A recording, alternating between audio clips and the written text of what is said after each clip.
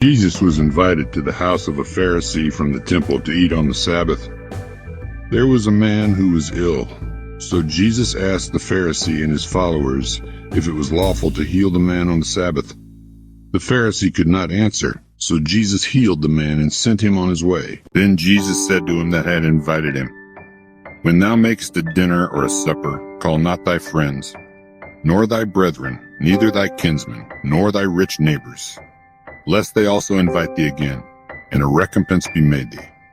But when thou makest a feast, call the poor, the maimed, the lame, the blind, and thou shalt be blessed, for they cannot recompense thee, for thou shalt be recompensed at the resurrection of the just."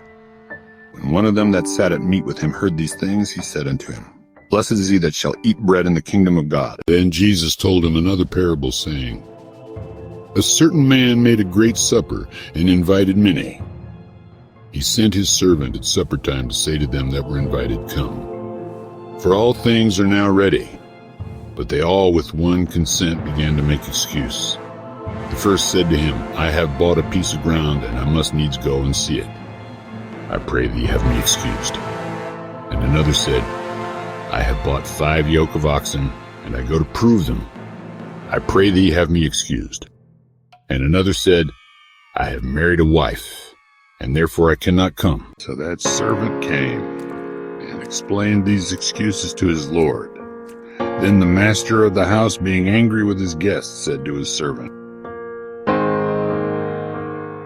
Go out quickly into the streets and lanes of the city, and bring in hither the poor, and the maimed, and the halt, and the blind. The servant went out and sought those that his lord had commanded, then returned and said, Lord, it is done as thou hast commanded, and yet there is room. And the Lord said unto the servant, Go out into the highways and hedges, and compel them to come in, that my house may be filled. For I say unto you, that none of those men which were bidden shall taste of my supper.